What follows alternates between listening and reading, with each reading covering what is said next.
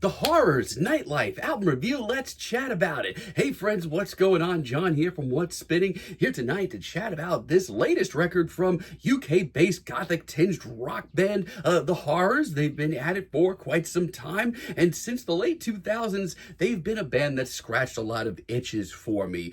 Back in 2007, they made their debut. Yeah, the Strange House record. It's one that really, honestly, caught me off guard, mostly because of how overly campy and classic horror punk theme that it was, all the while bringing in elements of garage rock as well as modern indie. But it was also just booming with personality and just appreciation for the sounds. And I kind of thought that that was going to be, their path going forward. And I was totally fine with it. But with 2009's Primary Colors, they started to create their own niche. It was still a very gothic tinged record, but it was much more in the neo-psych and shoegaze direction. And while unexpected, they did it a hell of a lot of justice, and it sounded really great. And for the most part, their next record, Skying, doubled down on those sounds, still making them sound fresh. Not only that, but tracks like Still Life and Endless Blue became some of their biggest singles. I thought they were on a great track, even if I was kind of missing the initial sound of the band. But with their next album, Luminous,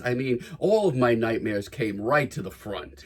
I don't know what happened here. I didn't mind that the record was a little bit more in the pop direction, but where is the life here? This thing is so light and fluffy, and it's not compelling at all. And bands change, they evolve over time, they try new things, but this was a wasteland, almost to the point where I just wrote the band off entirely. However, their last album, Five, kind of took things in another new direction, bringing in more industrial-sized synths and more pop elements as well, but this time around, they weren't just tearing the band apart, it seemed. It had no right working as well as it did, but it led to being maybe one of my favorite Horrors projects. Now, that record came out back in 2017, which is wild to even think about. It's been almost 8 years since we've heard from them in a full album sense. However, over the last few years, they've dropped a few wild, very experimental EPs, and outside of that have stayed quiet up until this new record, Nightlife. And let me tell you, I have been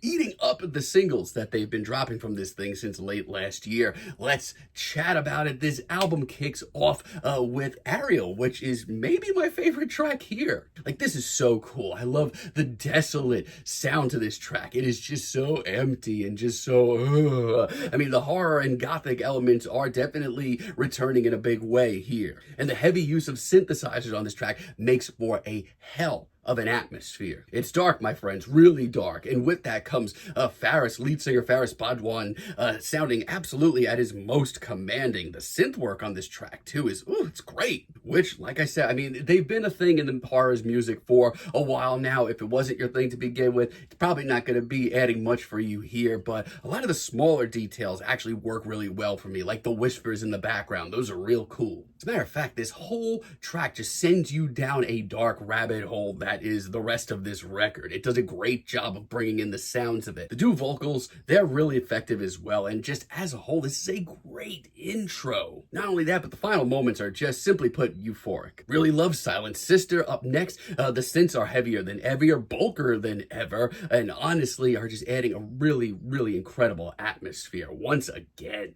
This is dense, my friends, and this whole album comes off as this sort of immersive experience. I love the pacing here. Faris sounds at his most devilish, commanding as well, and that's exactly where I like to hear him, honestly. And overall, honestly, this is one of the most intense cuts that I've heard from the band in quite some time. And it's all a build up to this big freak out of a chorus that I love. I may be in the minority, but this is the exact sound that I want to hear from him. Also really love the silence that remains. This was another really great single. I love the looming bass riff on this track. Gives this a little bit of a post-punk edge, which I do appreciate. And with that comes a lot of urgency in the Horror's own way, and that makes me happy. And not for nothing, but I've been waiting for a darker, more intense Horrors record since I had hair on my head. And here it is. This is it. And I just can't help but be so happy with it. And Faris's performances throughout this whole record are some of his more interesting in some time. I love Trial by Fire as well. This one brings in a little glitz and drama before this riff comes crashing in. This one's got a little swagger to it. Once again, it's all the build up to this big chorus, and I love that. And yeah, it's definitely a different feel for the band. There's almost some like glam rock influence here. It's a completely different flavor of this record while staying in its wheelhouse. It's really good and still very, very dark. I mean, for the most part, this is exactly where I want to hear the horrors right now. For the most part, I'm really, really happy with this as a return to form after 7 or 8 years of not hearing any new music from them. I will say this very immersive, intense atmosphere does falter a little bit in the second half, just a little. Like the feeling is gone. This track over as a whole just really doesn't hit me that well. The hazier, hard-to-place atmosphere, that sounds like a win. But the glitching synths on this track just end up being more grating than anything by the end of it. I mean, this album so far has been nothing short of a very intense, very immersive experience, but this just comes off very flimsy. A lot of the same feelings on When the Rhythm Breaks. I mean, this one's just odd. It's surprisingly very sunny, which, I mean, on paper, I don't have the biggest issue with. Faris's performance is still really haunting, and I do appreciate that, but this one just seems out of place. This sounds like it was recorded for a completely different album from the Horrors, one that's not nearly as consistent or interesting. It's a hazy, sloppy mess, and if it eventually got somewhere, that'd be one thing, but this just doesn't progress at all. Outside of that, though, I'm really impressed with this project. Not only is it one of the darker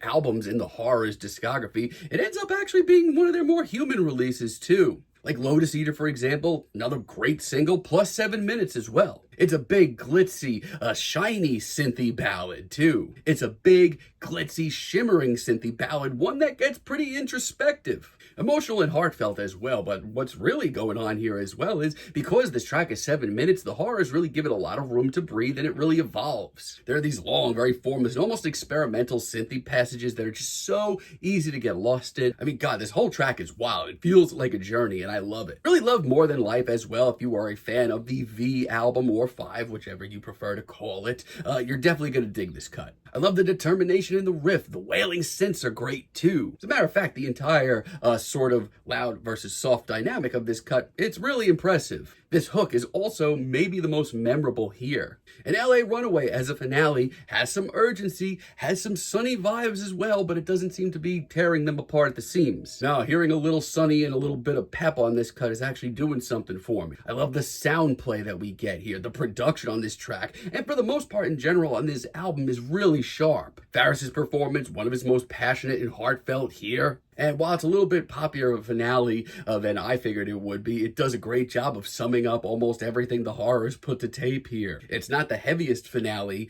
especially with the tracks that have come before it, but it does seem really fitting at the end of the day. Overall, I'm really impressed with what we got here. For the most part, this is a much bulkier, denser, and experimental album from the Horrors, and that's something that I wanted to hear. There's a lot of synths, the production is really heavy, and just Faris's performances for the most part are really impressive. Overall, not only is this one of the darker albums in the Horrors catalog, but it's also one of the most human ones as well. And overall, I'm just really impressed with this thing. I'm feeling a light 8 on this album, but let me know what you all think down below. If you liked the video, be sure to give us a like, give us a subscribe, and let me know down below what you would like for me to chat about in the future. And until next time, have a great day, friends.